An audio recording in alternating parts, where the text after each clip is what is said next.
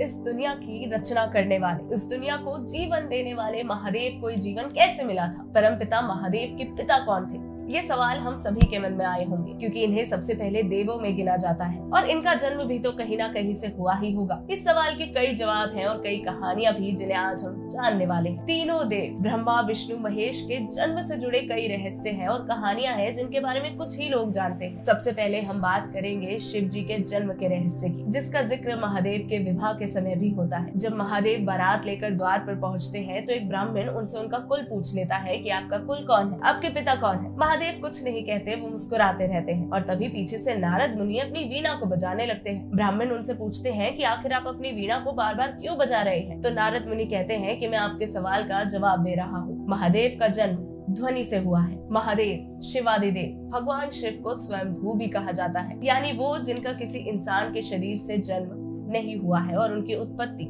खुद ही हुई। ऐसा भी कहा जाता है कि उनकी शक्ति से ही ब्रह्मदेव और भगवान विष्णु का भी जन्म हुआ था। जब ब्रह्मदेव और भगवान विष्णु पहली बार आमने सामने आए थे तो उनके सामने एक स्तंभ आ गया था, क्योंकि दोनों की लड़ाई हो रही थी कि दोनों में से सर्वशक्तिशाली कौन है। वो स्तंभ उनको चुनौती देता है कि जो मेरे आरंभ को या अंत को ढूंढ लेगा वो सर्वशक्तिशाली होगा। पर ब्रह्मदेव और विष्णु जी दोनों ही वो नहीं ढूंढ पाते हैं और उसी दौरान उन्हें एक ओम की ध्वनि सुनाई देती है, जहाँ से जन्म होता है भगवान शिव का। ऐसा कहा जाता है कि शिव जी अपने शरीर पर शहद लगा रहे थे, तब भगवान विष्णु का जन्म हुआ था।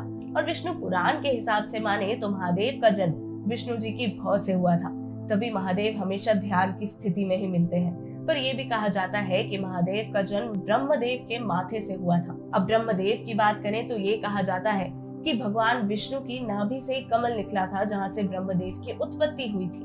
अब ये सारी कहानियां आपस में जुड़ी हुई है, जो ये बताती है कि इनका जन्म इनसे हुआ था, इनका जन्म इनसे हुआ था, पर कोई भी किसी तथ्य को नहीं बताता है। आपको क्या लगता है, इनमें से कौन सी कहानी सच्ची है? मुझे कमेंट सेक्शन में जरूर बताइएगा। महादेव से जुड़ी और कहानियों को जानना चाहते हैं तो आप इन वीडियोस को देख सकते हैं। मिलूंगी आपसे नेक्स्ट वीडियो में, तब तक टेक केयर।